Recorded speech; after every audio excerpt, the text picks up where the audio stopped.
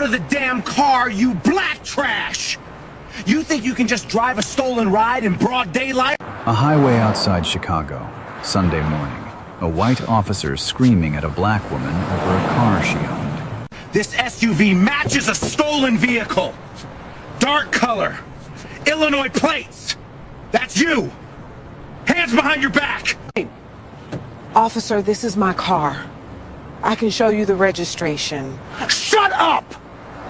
Cold metal clicked around her wrists. Right there on the highway, in front of everyone. Cars slowed. People stared. No one said a word. But what Hollis didn't know, and what someone was about to tell him, would turn this moment into the end of his career. To understand what happened on that highway, you need to know who Grace Anderson really was. Not the woman in handcuffs. Not the woman being screamed at by a man with a badge. The woman before all of that. Grace Anderson was the governor of Illinois. She had held the office for 3 years. Before that, she spent 2 decades as a civil rights attorney, fighting cases most lawyers wouldn't touch.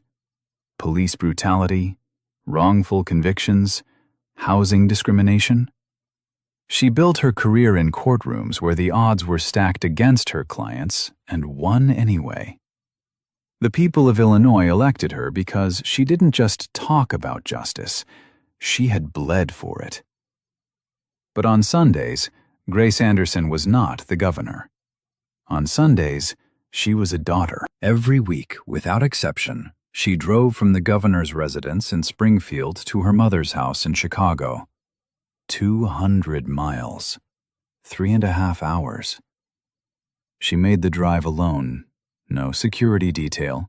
No state trooper escort. No motorcade. She had refused all of it since her first week in office. Her staff hated it. Her chief of security called it reckless. Her sister Eleanor called it stubborn. Grace called it necessary. "The day I need a motorcade to visit my mother," she once told her press secretary, "is the day I've forgotten who I work for." She drove a dark blue SUV from the state's executive fleet, standard plates, no governor's seal on the doors, no flags on the hood. If you passed her on the highway, you would see a black woman in a cream blouse driving a clean car and listening to gospel music. That was exactly what Grace wanted. One morning a week where power was invisible.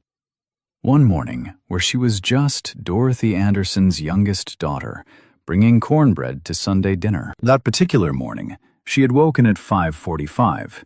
No alarm. Old habit from her years preparing for early court hearings. She dressed simply, poured her coffee into a travel mug, and checked her phone. One text from her sister. Senator Eleanor Anderson, 8 years older, sharper tongue, sat on the Senate Judiciary Committee in Washington. The text read, "Heading to Mama's today? Bring 2 pans of cornbread and call me on the road. We need to talk about the judiciary vote." Grace smiled and typed back, "Yes, ma'am." She placed her phone in the center console, screen facing up. Eleanor's contact name glowed on the display. Big Sis, Senator. She pulled out of the residence at 6:15 and turned onto the highway toward Chicago. The drive was quiet. Fields gave way to suburbs. Suburbs gave way to highway sprawl. Grace kept the radio on low, a gospel station out of Decatur that her mother had listened to for 40 years. She hummed along. The road was open. The sky was gray and soft. It felt like peace. Now, you need to know about the man who took that peace away. Sergeant Derek Hollis had been with the Illinois State Highway Patrol for 14 years. He was 41 years old, white, broad-shouldered, and loud. He believed in 2 things: the authority of the badge and the certainty of his own instincts. His record told a different story than the one he told himself. 7 excessive force complaints in 5 years. All filed by Black or Latino drivers. All investigated internally. All cleared.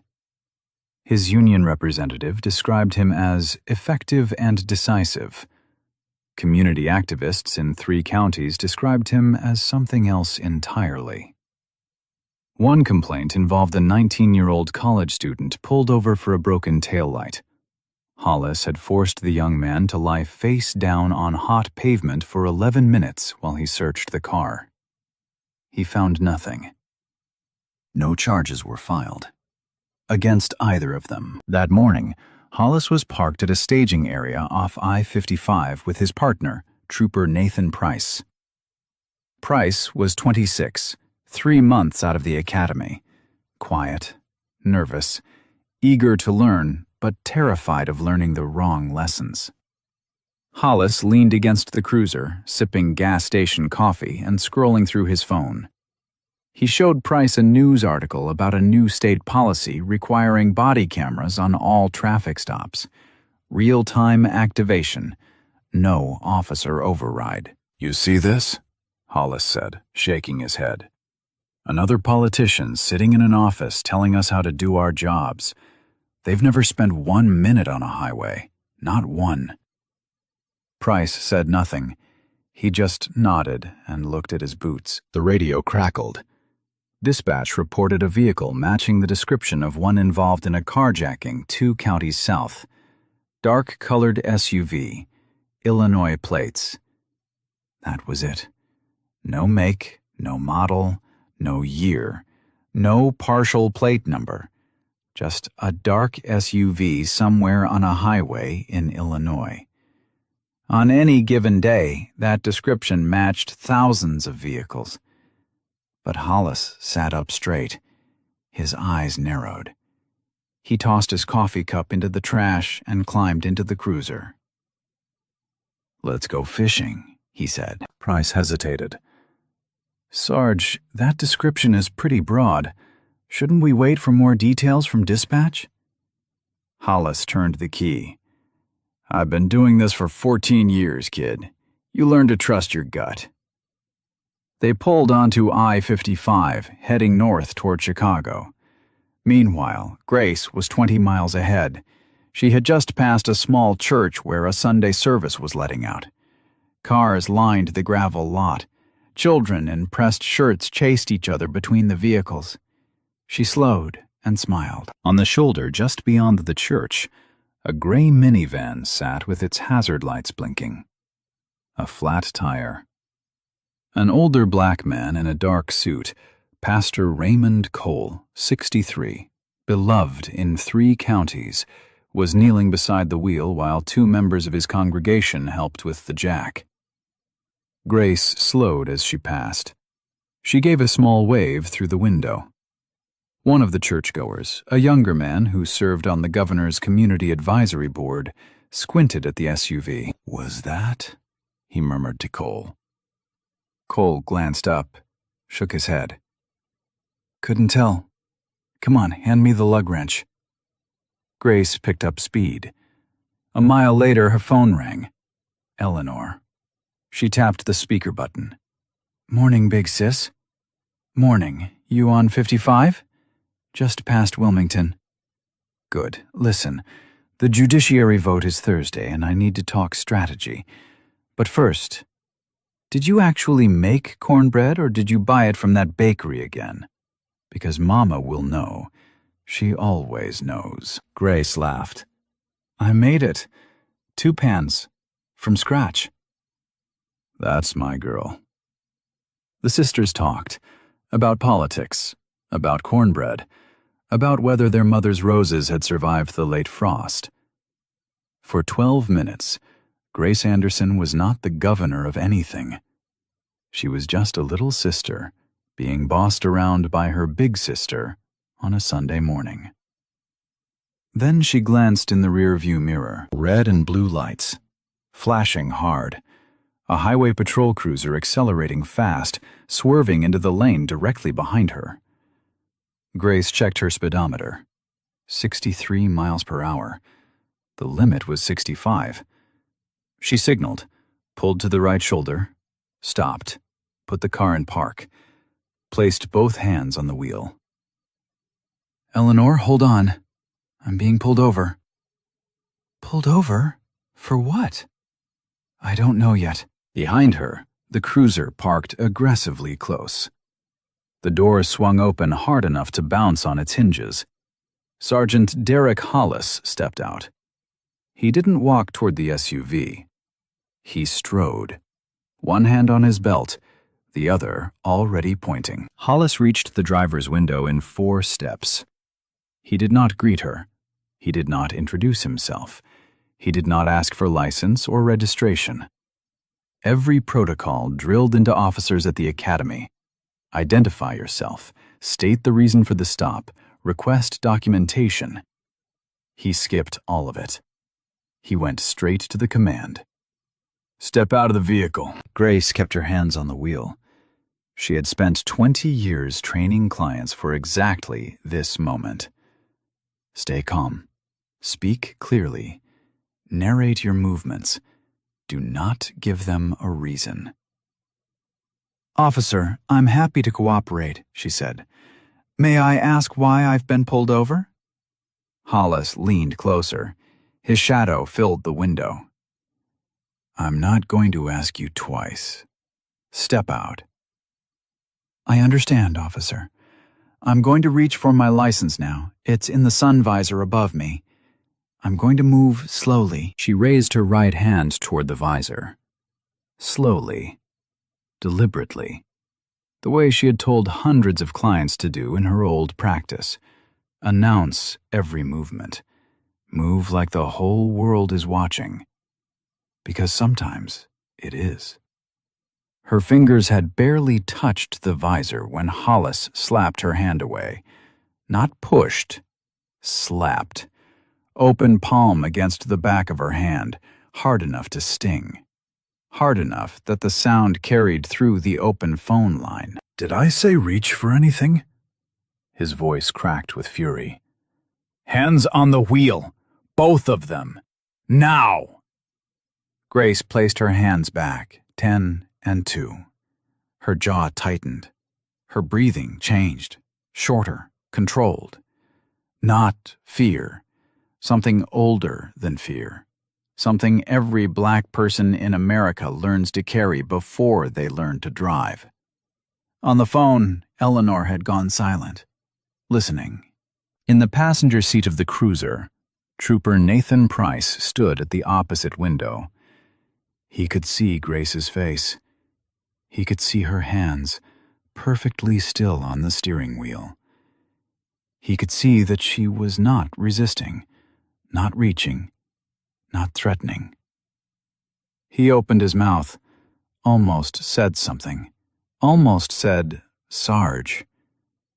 But the word died in his throat. He needed this job. He had student loans, a new apartment, a mother back in Peoria who told everyone her son was a state trooper now. He swallowed the word and looked down at the asphalt. That silence would cost him more than he knew. Hollis ordered Grace out of the car. She complied, slowly, methodically, exactly as trained. She unbuckled her seatbelt, placed one foot on the pavement, then the other. She stood with her hands visible at her sides. He pointed to the shoulder of the highway. Stand over there. Face the car. Hands on the roof. She was now standing on the side of a highway, palms flat against her own vehicle, while traffic rushed past at 65 miles an hour. A Sunday morning spectacle. A woman who had committed no crime being displayed like a suspect in a drug raid. Hollis began a pat-down. No probable cause, no stated reason. He didn't ask permission because he didn't believe he needed it. Grace spoke again. Not louder, not angrier. If anything, quieter. The kind of quiet that comes from years of channeling fury into precision. Sergeant, you have not stated a reason for this stop. You have not asked for identification. You have not provided your name or badge number. I have cooperated with every instruction. I need you to tell me what this is about. Every sentence was a brick, laid carefully, stacked with purpose. Hollis stepped back. For half a second, something flickered behind his eyes. Not doubt. Irritation. The irritation of a man who expected fear and got composure instead. "It's about the fact that you're driving a vehicle matching a stolen car description," he said. "And you're acting real suspicious for someone who claims to be innocent. I would like to see that description." "You don't get to make demands here." Inside the SUV, Grace's phone still glowed on the center console. Eleanor was still listening. Every word, every sound. The slap of a hand, the click of a belt, the slow hum of traffic passing a woman whose only crime was driving while black on a Sunday morning. Then another sound, behind them. Tires crunching gravel. A car pulling onto the shoulder. Then another. A gray minivan with a flat tire that had been recently changed. Pastor Raymond Cole stepped out. His Sunday suit was still dusty at the knees. He held up his phone. The red light was on. He was already recording. Hollis didn't notice Cole. He didn't notice the phone. He didn't notice the red recording light or the gray minivan parked 30 yards behind his cruiser. He was too focused on the woman in front of him. The woman who wouldn't break. That bothered him more than he would ever admit. He keyed his shoulder radio. "Dispatch, run the plates again on the dark blue SUV. Illinois tag, I-55 northbound, mile marker 238. The radio crackled. A pause. Then dispatch came back with a voice that was calm and bored, the way dispatchers always sound when the answer is obvious. "Sergeant, those plates come back registered to the State of Illinois Executive Fleet. Vehicle assigned to the office of the governor. No flags, no warrants, no reports." Executive Fleet. Office of the governor. A competent officer would have stopped right there. A competent officer would have taken one step back, reconsidered the situation, and realized that the vague description of a dark SUV with Illinois plates had led him to a dead end. A competent officer would have apologized, returned the woman's dignity, and driven away. Derek Hollis was not that officer. "Probably stolen plates," he muttered into the radio. "Run the VIN when I get it. I'm going to search the vehicle." He turned back to Grace. She was still standing with her palms flat on the roof of the SUV. Her cream blouse had a smudge of road dust on the sleeve. Her eyes were fixed on the horizon. She had not moved. "Sit down over there," Hollis said, pointing to the guardrail at the edge of the highway. On the ground. Grace looked at the guardrail, looked at the gravel beneath it, looked at her slacks, her blouse, the shoes she had put on that morning in the quiet of the governor's residence while the sun was still coming up. She walked to the guardrail. She did not sit on the ground. She sat on the rail itself. A small act, almost invisible. But it was not compliance. It was choice. The difference between being pushed down and choosing where to land. Hollis didn't argue. He had already moved on to the SUV. In America, at that moment, a black woman who had broken no law sat on a highway guardrail while a white officer with 7 complaints in his file searched her car without consent, without a warrant, and without cause. This was not an unusual story. According to the Stanford Open Policing Project, which analyzed over 200 million traffic stops across the country, black drivers were 20% more likely to be stopped than white drivers. Once stopped, they were twice as likely to be searched. This was not an opinion. This was data. And Grace Anderson was living inside it. Hollis opened the passenger door, pulled open the glove box. Papers spilled out. Registration documents, insurance cards, and underneath them, a folder stamped with the seal of the state of Illinois, Official letterhead. The Office of the Governor. He held the folder for a moment, read the seal, read the letterhead. His thumb traced the embossed eagle at the top of the page. Then he closed the folder and set it on the seat. "So you work for the state," he said over his shoulder. "That's supposed to impress me? A lot of people work for the state. Doesn't mean they're not driving stolen cars." Grace said nothing. She had shifted. Something inside her had changed in the last few minutes. She was no longer just cooperating. She was documenting. Every word, every action, every violation of protocol. She was building a case the way she had built cases for 20 years. Brick by brick, fact by fact, in silence. On the center console, her phone rang again. The screen lit up. Big Sis. Senator. The fourth call in 12 minutes. Price saw it. He was standing at the rear of the SUV, arms crossed, trying to disappear into his own uniform. His eyes locked on the screen. Big Sis. Senator. His lips parted. He looked toward Hollis. Hollis was elbow deep in the back seat and didn't see it. Price said nothing. Again, the phone stopped ringing. 5 seconds of silence. Then it rang a fifth time. This time the auto-answer feature kicked in, a setting Eleanor had configured months ago, insisting that if Grace was ever in trouble and couldn't pick up, the call would answer itself after 5 rings. The line connected. Eleanor Anderson, United States Senator, member of the Judiciary Committee, was now listening to everything happening on the shoulder of I-55. She heard the traffic. She heard the wind. She heard Hollis rummaging through her sister's belongings. She did not speak. She did not announce herself. She simply listened. And then she picked up a second phone. Hollis continued his search. He found Grace's leather bag in the back seat, unzipped it, pulled out a leather portfolio. Inside was a framed photograph, Grace Anderson standing beside the President of the United States at a state dinner. Both smiling, both in formal attire, the presidential seal gleaming on the podium behind them. Hollis stared at the photo for 3 full seconds. His jaw moved slightly, like he was chewing on a thought he couldn't quite swallow.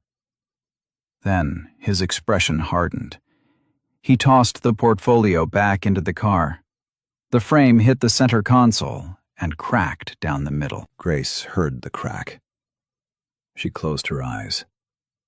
That photograph had been taken the night the president signed the Voting Rights Reauthorization Act. Grace had spent 3 years lobbying for that bill. The frame had been a gift from her mother. She opened her eyes. She did not cry. She did not react.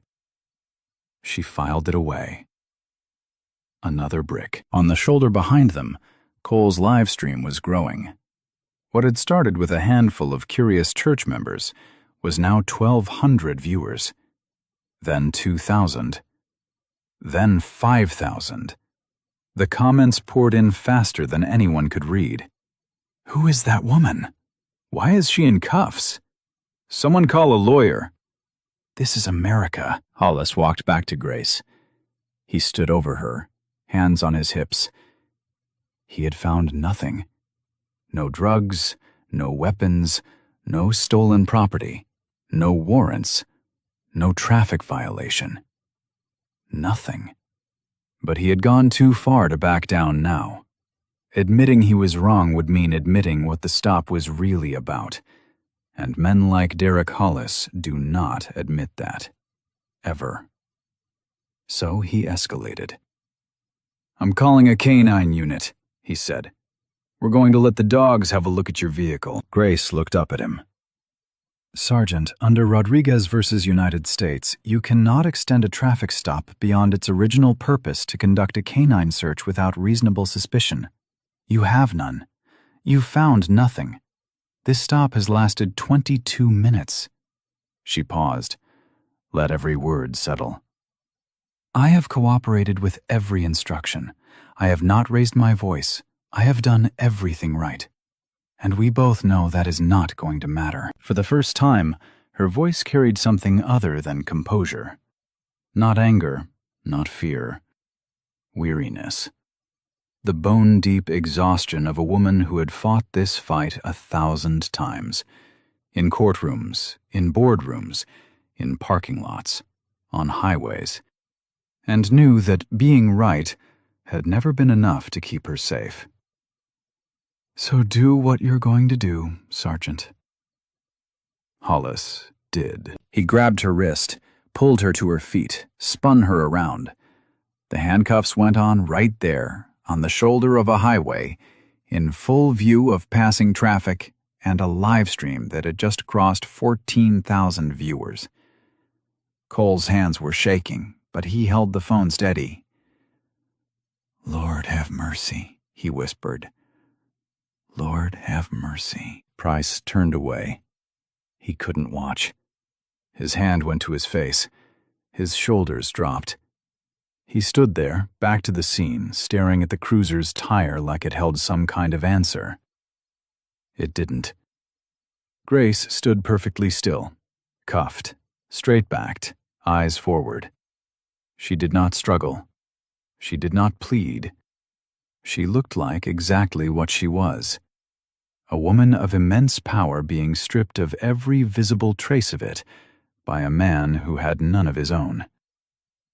And then, in the distance, a sound, not sirens, not horns, something else. The low growl of engines. Multiple vehicles, moving fast. Hollis looked up, squinted against the morning sun. 3 black SUVs crested the hill a half-mile north. State police insignia on the doors. Lights flashing. Moving in formation. Moving with purpose. Moving toward him. "What the hell is that?" Hollis said. He didn't know it yet, but the phone call Eleanor Anderson had made 11 minutes ago had just arrived. The 3 SUVs pulled onto the shoulder in a tight line. No hesitation, no confusion. They parked with military precision. One behind Hollis's cruiser, one beside it, one ahead of Grace's vehicle. Doors opened simultaneously. 6 doors, 6 people. Every one of them in a position to end Sergeant Derek Hollis's career before lunch. Lieutenant Governor Brenda Shaw stepped out of the lead vehicle first. She was 59 years old. 5'4", gray blazer over a white blouse, reading glasses pushed up on her forehead. She looked like a woman who had been interrupted in the middle of her Sunday morning paperwork. She looked like someone's favorite aunt arriving at a family barbecue. But the way she walked told a different story. Shaw did not look at Hollis. She did not acknowledge his cruiser. She did not glance at Price or at Cole, or at the growing line of cars slowing down to watch. She walked directly to Grace Anderson. Straight line, no detour, every step deliberate. Hollis stepped forward. Instinct, territory. "Ma'am, this is an active traffic stop. I'm going to need you to step back to your—" Shaw held up one hand. She did not turn around. She did not raise her voice. She simply held up her hand the way a woman holds up her hand when a fly is buzzing near her ear. Hollis stopped mid-sentence. Shaw reached Grace. She looked at the handcuffs. She looked at the dust on Grace's blouse. She looked at the crack running down the center of the photo frame visible through the open car door. She took all of it in, every detail, every indignity, in 2 seconds flat. Then she spoke. Clear. Calm. Loud enough for Hollis to hear. Loud enough for Cole's live stream to capture. Loud enough for the 14,000 people watching on their phones to feel the words land like a hammer on glass. "Governor Anderson? Are you all right?" Governor. The word hit the air and everything stopped. The highway noise faded. The wind died. Cole's hands froze on his phone. Price's head snapped up like he had been slapped. 2 passing cars braked so hard their tires chirped on the pavement. And Derek Hollis, Sergeant Derek Hollis, 14-year veteran, 7 complaints, 0 consequences, felt his stomach drop through the floor of the earth. "What?" he said. The word came out small, smaller than any word he had spoken all morning. Behind Shaw, Colonel James Whitfield stepped out of the second vehicle, the superintendent of the Illinois State Police, Hollis's boss's boss's boss. He was wearing his full-dress uniform, dark blue, gold insignia, campaign ribbons. He looked like judgment itself climbing out of an SUV on a Sunday morning. Behind Whitfield, 2 members of the governor's executive protection detail, the security team Grace had declined to bring that morning, took positions on either side of the motorcade. They didn't speak. They didn't need to. Shaw turned now, slowly. She looked at Hollis for the first time.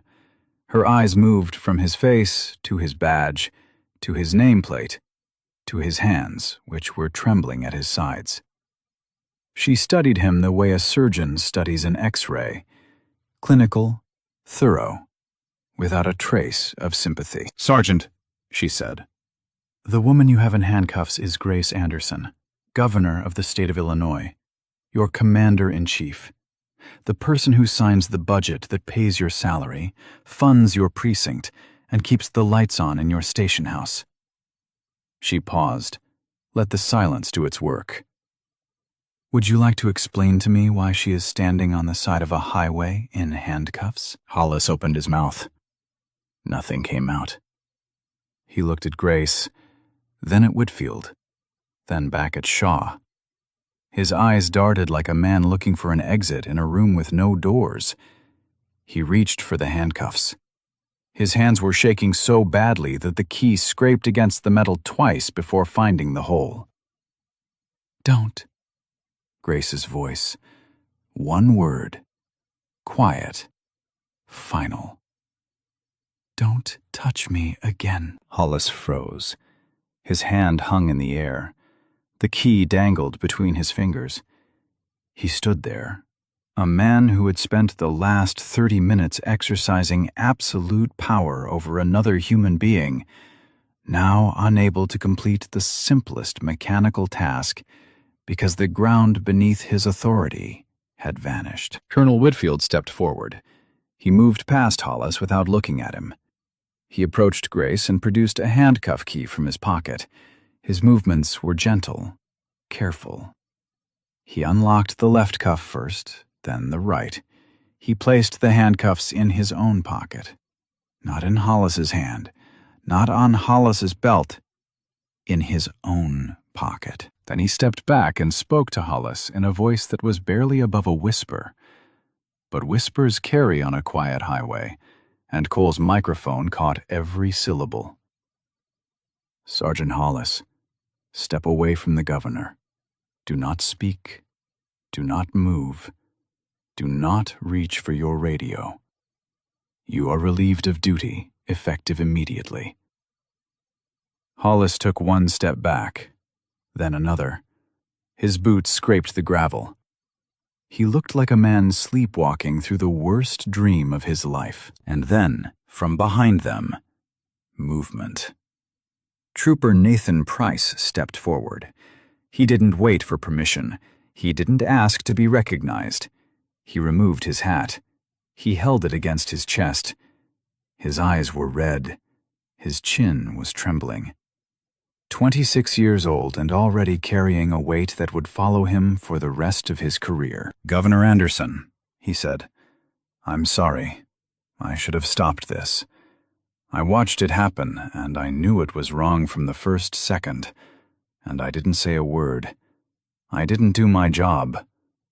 I failed you." Grace looked at him. A long beat. She studied his face the way she had studied thousands of faces in courtrooms, searching for performance, for calculation, for the easy tears of a man protecting himself. She found none of those things. She found a young man who was terrified and ashamed, and telling the truth. She nodded once. "You're going to have to live with that, son. What you do with it from here is up to you." Price put his hat back on. He stepped back into line. He did not look at Hollis. Then, the phone. Grace's SUV was still open. The center console still glowed, and from the speaker, a voice filled the air. Strong, familiar. The voice of a woman who had been listening to every minute of the last half hour in complete silence. "Grace, it's Eleanor. I heard everything. Every word. Colonel Whitfield is there because I called the superintendent's office directly. Are you hurt?" Grace walked to the car. She leaned into the open door. She pressed her hand flat against the console, next to the cracked photograph of her and the president. "I'm not hurt, Eleanor." A pause. One breath. "I'm angry, and I'm going to use it." 30 yards behind the motorcade, a white news van pulled onto the shoulder. The door slid open before the vehicle had fully stopped. Tamara Wilkins, a reporter from the local affiliate, jumped out with a cameraman on her heels. The red light on his camera was already on.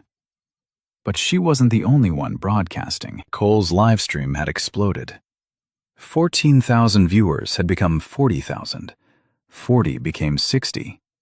60 became 85,000. People were sharing the link faster than the platform could count. The comments were a flood. "That's the governor? He cuffed the governor. This man is finished. Share this. Everyone needs to see this." Wilkins approached Grace with a microphone. "Governor Anderson, can you tell us what happened here this morning?" Grace straightened her blouse. She touched the dust on her sleeve. She did not smooth her hair or adjust her expression. She stood exactly as she was, rumpled, tired, furious, dignified, and spoke not as a politician giving a statement, but as a woman giving testimony. "What happened to me this morning happens to black men and women across this country every single day. The difference between me and them is simple. A motorcade showed up for me. Most people don't get a motorcade. Most people get a record, or a hospital bed, or a funeral." She paused, the camera held on her face. 85,000 people held their breath. "I didn't want to be the governor today. I wanted to be a daughter driving to see her mother. I wanted to bring cornbread to Sunday dinner, that's all. And I was denied that simple dignity by a man who saw my skin before he saw my humanity, before he saw anything at all." She looked directly into the camera, not at Wilkins, not at Cole's phone, into the lens, into the eyes of every person watching. "I will personally review every excessive force complaint in this officer's file. I will request a full audit of traffic stop data across our state patrol, broken down by race, by district, by individual officer. And I will introduce legislation to ensure that what happened to me today is documented, investigated, and punished. Every single time. Not just when it happens to the governor." The crowd that had gathered, motorists pulled over to watch, churchgoers from Cole's congregation, a family in a red sedan with 2 children pressed against the back window, began to clap. It started slowly, a few hands, then more. Then it built and spread down the highway like a wave. Horns honked. People stepped out of their cars. A truck driver, 3 vehicles back, leaned on his air horn and held it. For 30 seconds, I-55 sounded like a stadium. Grace did not smile. She did not wave. She stood still and let the sound wash over her like rain. Then Whitfield turned to Hollis. The applause faded. The highway went quiet. Every eye, in person, on live stream, through Wilkins's camera, turned to watch. Whitfield extended his hand, not for a handshake, palm up, open, waiting. Badge. Hollis unclipped his badge, placed it in Whitfield's palm. Firearm. Hollis unholstered his weapon, handed it over. Radio. Cruiser keys, one by one, piece by piece. Every symbol of the authority Hollis had abused for 30 minutes was removed from his body and placed in someone else's hands. You are suspended without pay, effective immediately, pending a full internal affairs investigation, Whitfield said. You are under administrative order not to contact Governor Anderson, any witnesses, or any member of the press. Do you understand? Hollis tried. One last attempt. Colonel, I didn't know. I was following the stolen vehicle description. I was just doing my... You ran her plates, and they came back to the state executive fleet, Whitfield said. You found official documents bearing the governor's seal. You found a photograph of her with the President of the United States. You were given every opportunity to stop, to think, to course correct. And at every single turn, Sergeant, you chose escalation. He leaned closer. Not for intimidation, for clarity. This isn't about not knowing who she was. This is about not caring who she was. Because in your mind, you already knew everything you needed to know the moment you looked through that window.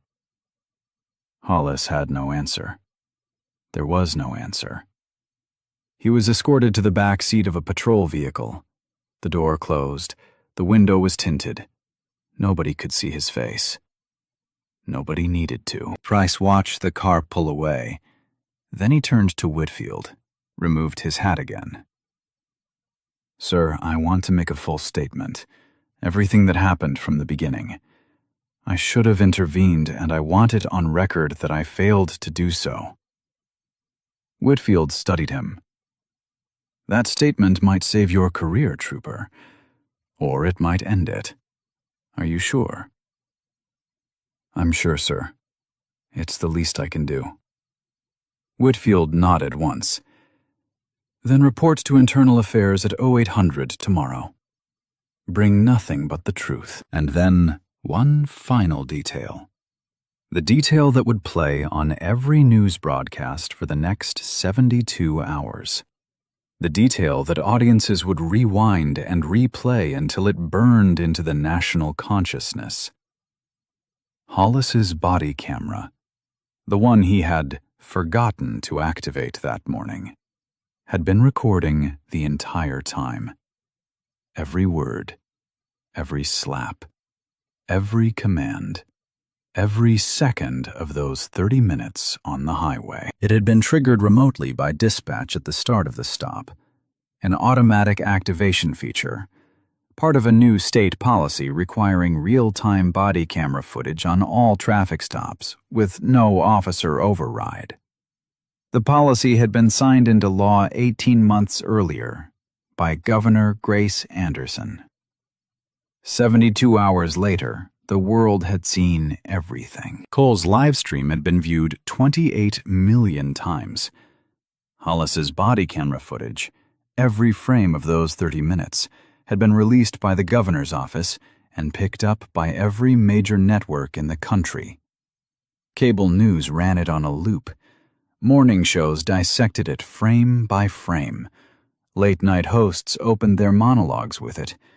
Social media turned Grace Anderson's face into a symbol and Derek Hollis's name into a warning. But Grace was not interested in symbols. She was interested in systems.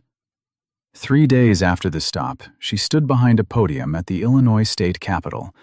No teleprompter, no prepared remarks, just a woman in a Navy suit who had spent 72 hours turning fury into policy.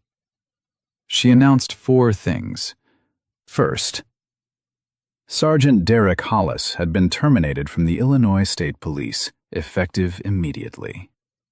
A criminal investigation had been referred to the State Attorney General's office for unlawful detention, abuse of authority, and violation of civil rights.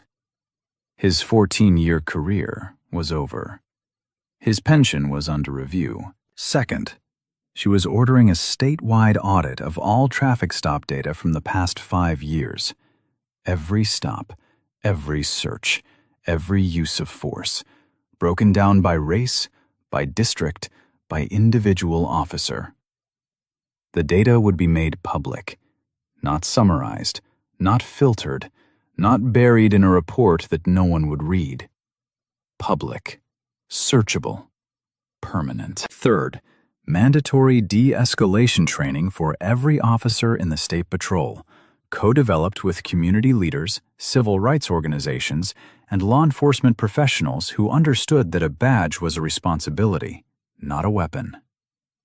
Pastor Raymond Cole had already been invited to serve on the advisory board. Fourth, she was introducing legislation she called Grace's Law.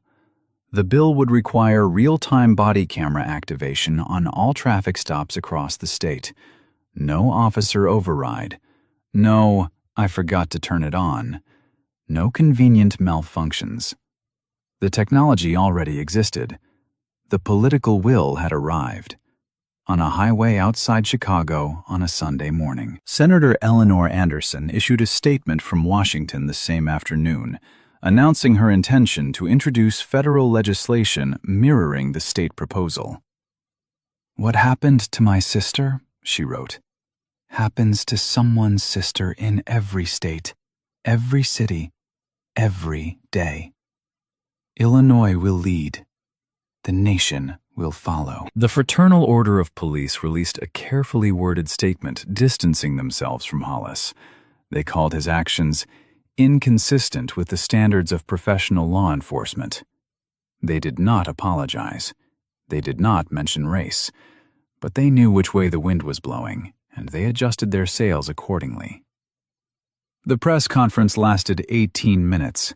Grace took no questions. She didn't need to. The footage had already said everything. That evening, Grace finally made the drive to Chicago. This time she had a security detail. Not because she wanted one, because her mother had called 3 times, and the third call ended with Dorothy Anderson saying, "Baby, if you don't bring those troopers with you, don't bother bringing the cornbread either." When Dorothy Anderson gave an order, even the governor listened. The SUV pulled up to a small brick house on the south side. Trimmed hedges, a porch light on, even though the sun was still up. Rose bushes along the walkway, survivors of the late frost, just barely. Grace walked up the steps carrying 2 pans of cornbread. The front door opened before she reached it. Dorothy Anderson was 78 years old, small, silver-haired, standing in the doorway in a house dress and slippers. She had watched every minute of the news coverage. She had seen her daughter in handcuffs on a highway. She had seen the body camera footage. She had seen the press conference. She did not say, "I'm proud of you." She did not say, "You were so brave." She did not say any of the things the rest of the country was saying. She looked at the 2 foil-covered pans and said, "Did you burn the edges again?" Grace laughed. Not the polished laugh of a governor at a fundraiser. The real one. The deep one. The one that came from the place where little girls still live inside grown women. "No, Mama, I did not burn the edges." "We'll see about that. Come inside." They sat at the kitchen table. The same table where Grace had done homework as a child. The same table where her father had read the newspaper every morning before work. The same table where Dorothy had fed 2 daughters, buried a husband, and watched one girl become a senator and the other become a governor. Dorothy poured coffee, stirred in 2 sugars, set the mug in front of Grace without asking. Then she said something that stopped the room. Your father got pulled over on that same highway. 1983. They made him lie face down on the asphalt. July. Over 100 degrees. He stayed there for 15 minutes while they searched his car. Found nothing. They let him go without a word. Grace set down her mug. He never told you girls. Said he didn't want you to carry it. But I knew. He came home that night and sat in the driveway for an hour before he walked through the door. I watched him through the kitchen window. He just sat there, staring at the steering wheel. The room was quiet. The weight of 43 years settled between them. The highway is the same, baby, Dorothy said. But the signs are changing. Because of women like you. Eleanor called on speakerphone a few minutes later. The three Anderson women talked for an hour. Not about policy, not about Hollis, not about body cameras or audits or legislation. They talked about cornbread, about church, about whether the roses would make it to summer, about nothing and everything at the same time. And in a quiet office in Springfield, 26-year-old Nathan Price sat at a metal desk filling out a voluntary statement for internal affairs. Every detail, every moment he had stood silent, every second he had chosen his career over his conscience. He was formally reprimanded, but not terminated. His voluntary cooperation was noted. He was reassigned to the Community Liaison Unit, effective the following Monday. His first assignment was attending de-escalation training alongside Pastor Cole's congregation. On his first day, Cole met him at the door. The pastor studied him for a long moment. Then he extended his hand. "You didn't speak up that day," Cole said. "But you're speaking now. That counts for something." Price shook his hand. "It doesn't count for enough, Pastor. But I'm going to spend the rest of my career trying to make it right." Cole nodded. "Then you're in the right place. Come on in." Derek Hollis's story did not end with redemption. Not yet. Perhaps not ever. His lawyer announced that Hollis would plead no contest to the civil rights charges. In a brief written statement released through his attorney, Hollis said 6 words that the country would debate for months. "I was wrong.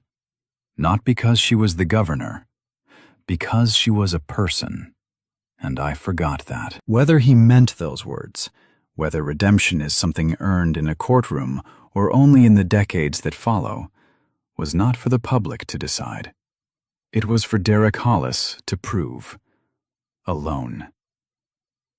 In the silence that comes after the cameras leave and the crowd goes home, and all that remains is a man sitting with the full weight of what he has done.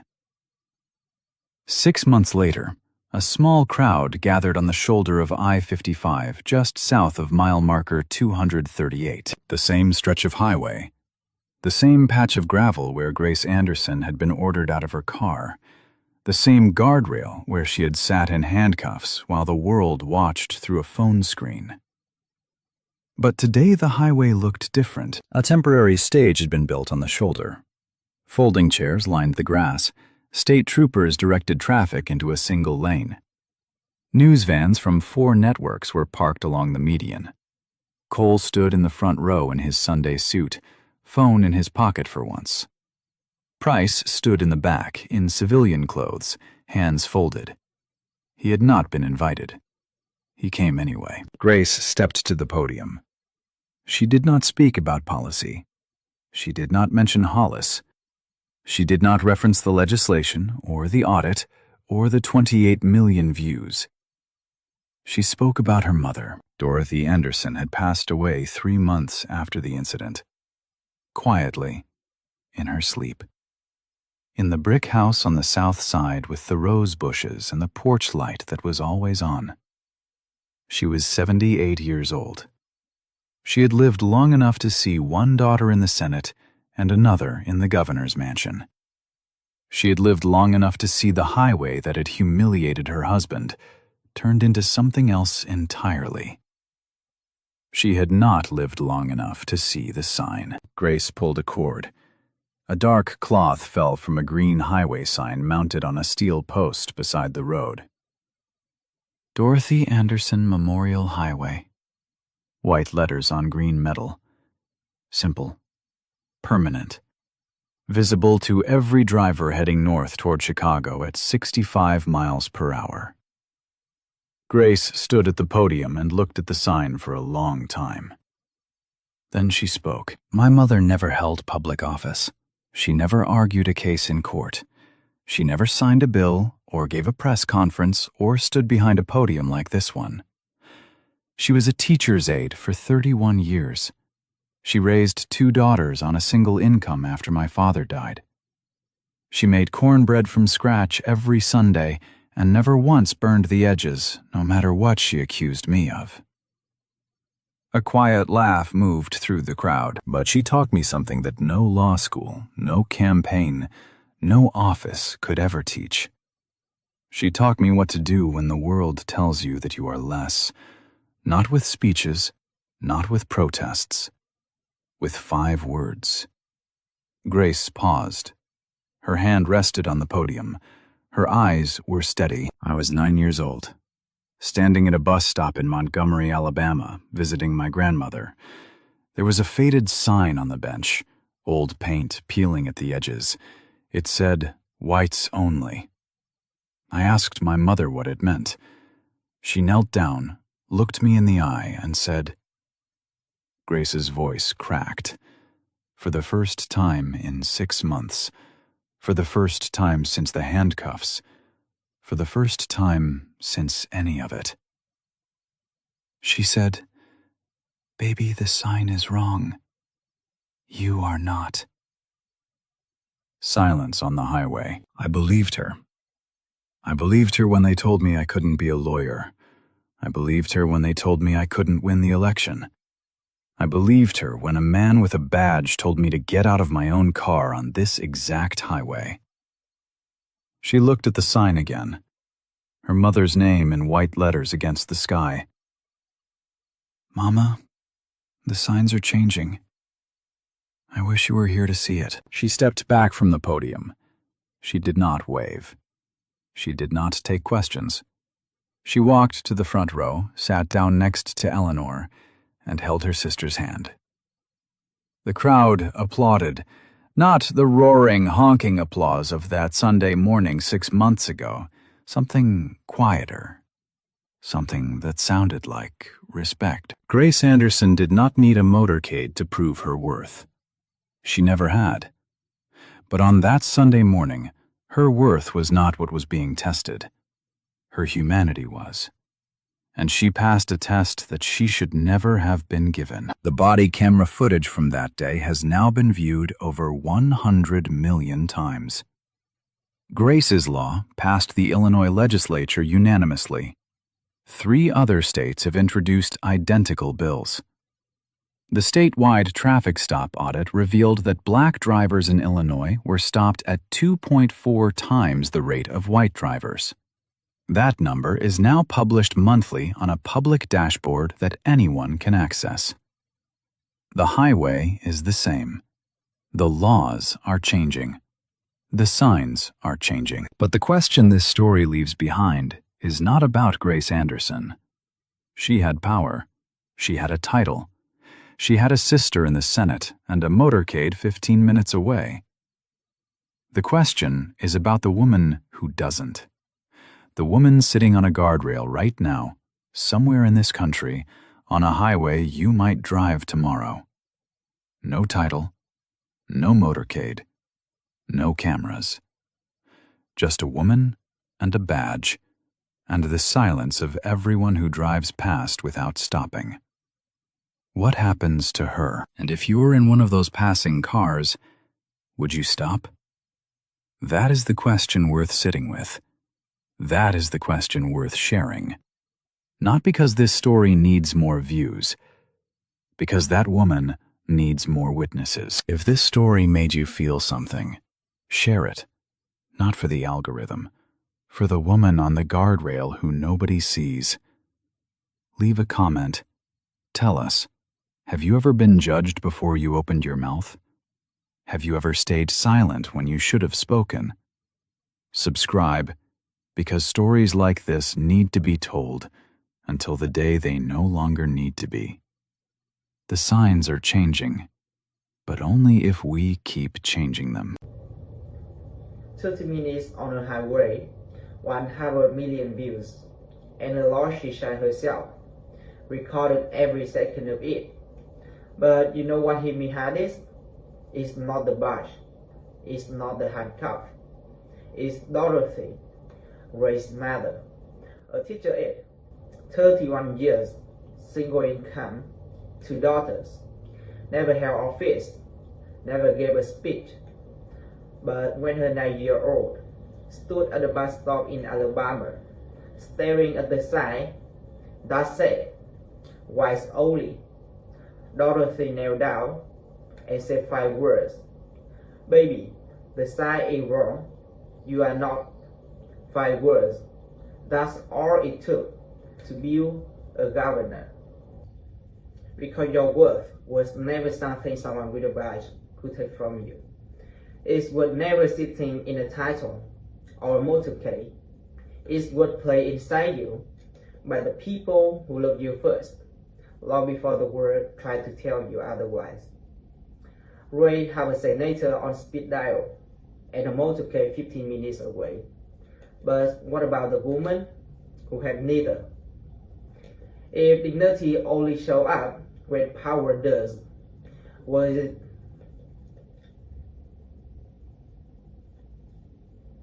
power does?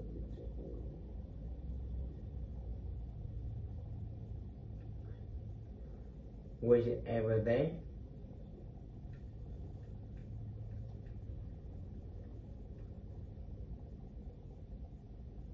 Because your worth was never something someone with a badge could take from you. It was never sitting in a title or a motorcade. It was placed inside you by the people who loved you first, long before the world tried to tell you otherwise. Ray had a senator on speed dial and a motorcade 15 minutes away. But what about the woman who had neither? If dignity only shows up when power does, was it ever really there? Have you ever been judged before you open your mouth? Tell me in the comments. Share this not for the algorithm, for the woman nobody see. Subscribe. We are telling this story until the day we don't have to. The signs are changing, but only if we keep changing them.